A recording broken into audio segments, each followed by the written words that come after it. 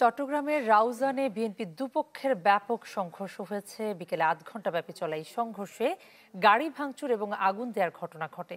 এতে বিএনপির কেন্দ্রীয় নেতা গোলাম আকবর সহ আহত হয়েছেন বেশ কয়েকজন।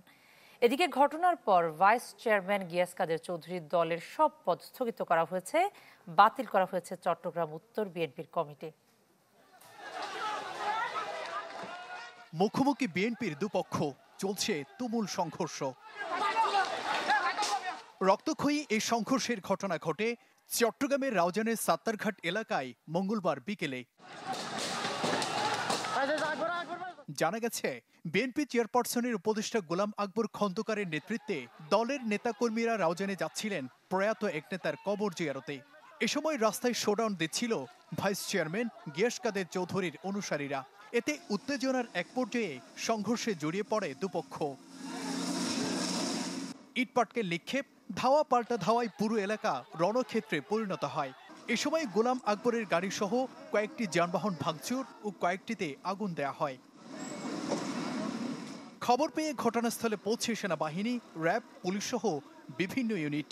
তারা পরিস্থিতি নিয়ন্ত্রণে আনে। গোলাম আকবরের অভিযোগ, বিনা উস্কানিতে গিয়াস কাদেরের অনুসারীরা তার উপর হামলা চালিয়েছে।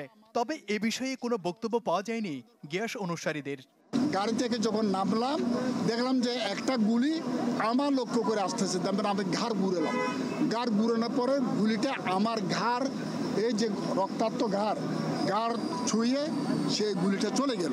এটা পরিকল্পিত হামলা, এটা গিয়াসউদ্দিনের নির্দেশে হয়েছে হামলা। সংঘর্ষের কারণে রাঙামাটি সড়কে ঘণ্টাব্যাপী বন্ধ ছিল যান চলাচল। এ ঘটনায় গোলাম আকবর সহ আহতদের বিভিন্ন হাসপাতালে ভর্তি করা হয়। এখন পর্যন্ত কোনো পক্ষ থেকেই লিখিত কোনো অভিযোগ আমাদের কাছে আসেনি। পরিস্থিতি স্বাভাবিক রাখার জন্য স্থানীয় থানা পুলিশ প্রয়োজনীয় ব্যবস্থা গ্রহণ করতেছে। গেল বছরের ৫ আগস্টের পর থেকে রাউজানে মুখোমুখি বিএনপির এই দুই নেতার অনুসারীরা।